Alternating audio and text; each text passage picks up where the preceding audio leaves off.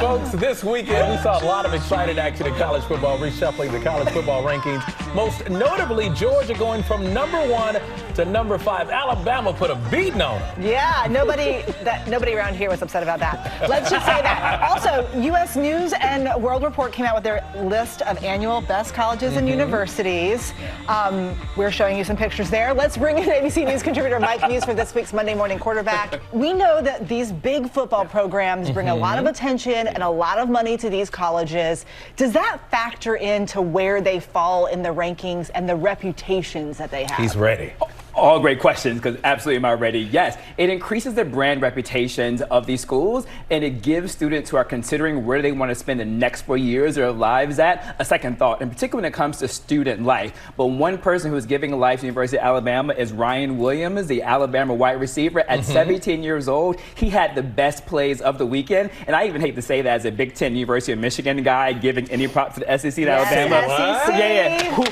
Who we beat in the Rose Bowl last year as the reigning champs? Let's see what happens. Make a difference. Michigan, we saw some ranking change as we beat Minnesota. University of Miami saw some changes as they beat Virginia Tech. But also, too, everyone's talking, Eva and DeMarco, over the weekend about these rankings that came out from U.S. World News and Report.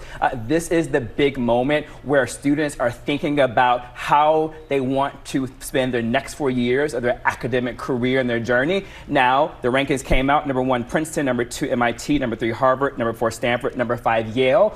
As always, though, when these rankings come out, there is a little bit of controversy in terms of how these rankings are decided. In particular, this year, they made some change to the ranking system. For me, the most notable one was they changed the Pell Grant recipients who actually go on to complete their degrees. They consider that to be a transformative nature of a student. Therefore, that should receive more weight to the ranking systems. As a result, you saw public universities shoot up in the rankings, and you saw a handful of private institutions go down in the rankings. So it's application process season here. So what advice do you have for parents and students who are looking to go to some of these great schools? What I did was over the weekend, I talked to a friend of mine who is a former assistant director of admissions at USC, Brian Hudson, and he gave 4 tips for parents and students as they're going through this process. Tip #1, tailor your college list to be your own specific likes and interests. You want a big city, small city, rural, you want liberal arts, you want a bigger one, let's say, with a football program.